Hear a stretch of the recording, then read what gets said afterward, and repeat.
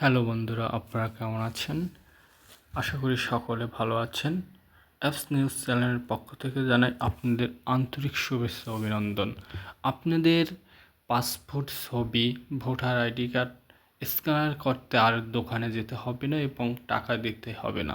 আপনার মোবাইলে দিয়ে হুবহু স্ক্যানের মতন আপনারা স্ক্যানার করতে পারবেন। তো এজন্য আপনাদের প্লে স্টোর থেকে ওকেন স্ক্যানার নামের একটি অ্যাপস ডাউনলোড করতে হবে।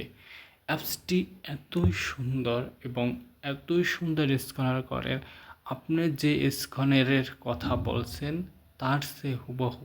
তাহলে চলে যাই আমরা প্লে স্টোরে গিয়ে আপনারা লিখবেন ওকেন স্ক্যানার। ওকেন স্ক্যানার লিখে সার্চ দিলে পরে আপনারা পেয়ে যাবেন ওকেন স্ক্যানার নামে অনেক অ্যাপস।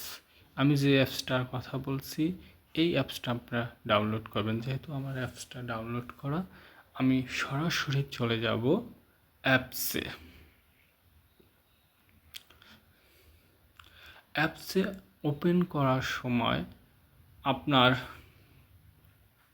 সামনে যদি ইন্টারনেট চালু করা থাকে তাহলে নিউজ আসতে পারে। নিউজটা কেটে দেবেন। কেটে দেওয়ার পরে আপনি ক্যামেরা অপশন দেখতে আছেন, ওই ক্যামেরা অপশনে আপনি চাপ দেবেন। চাপ দিলে পর আপনি সরাসরি যে ছবি, ভিডিও অথবা পাসপোর্ট যেটাই আপনি স্ক্যানার করতে চান ওটার পর চাপ দেবেন।